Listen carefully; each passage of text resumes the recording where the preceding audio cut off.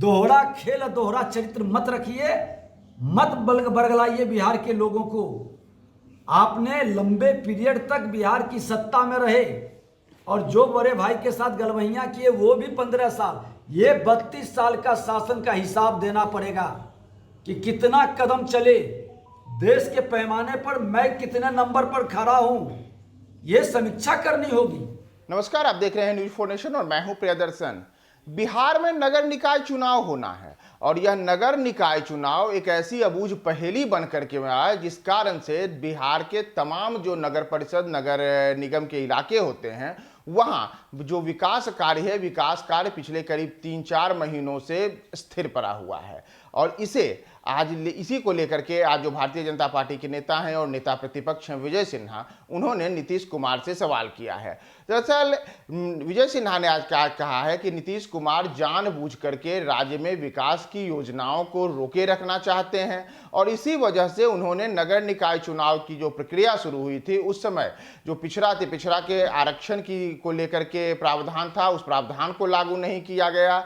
जानबूझ करके राज्य में विकास के हितों का अनदेखी की गई और नतीजा है कि पिछले 3-4 महीनों से पूरे के पूरे राज्य में विकास कार्य ठप पड़े हुए हैं। यहां तक कि चुनाव कब होगा इसे लेकर के भी अभी तक कोई स्पष्टता नहीं है। बावजूद इसके राज्य में चुनाव आचार संहिता लागू है। इस पर नीतीश कुमार को साफ करना चाहिए, बिहार की सरकार को स्पष्ट करना चाहिए कि आखिर यह कौन सा पेचीदा सवाल है जिसे लेकर के लगातार एक ओर आप नगर निकाय का चुनाव नहीं करा रहे हैं, दूसरी ओर आप आचार संहिता लागू रखे हुए हैं, तीसरी ओर देखें तो राज्य में तमाम जो शहरी परियोजनाएं होती हैं, शहरी परियोजनाएं इस कारण से स्थिर हो गई हैं, उनमें कोई काम नहीं हो रहा है, विकास के कार्य बाधित हो गए हैं। और इन तमाम चीजों के लिए विजय सिन्हा ने नीतीश सरकार को कटघरे में खड़ा किया है। उन्होंने नीतीश सरकार की जो नीति है और नीयत है इस पर सवाल उठाया है और तमाम जो राज्य के शहरी इलाके हैं, शहरी इलाकों में विकास कार्यों के बाधित होने के लिए नीतीश सरकार को जिम्मेदार ठहराया है। विजय सिन्हा ने आज अपने बयान में किस प्रकार से नीतीश सरकार को घेरा और उन्होंने नगर निकाय चुनावों को बहाने की नीतीश सरकार की नीति और नीयत पर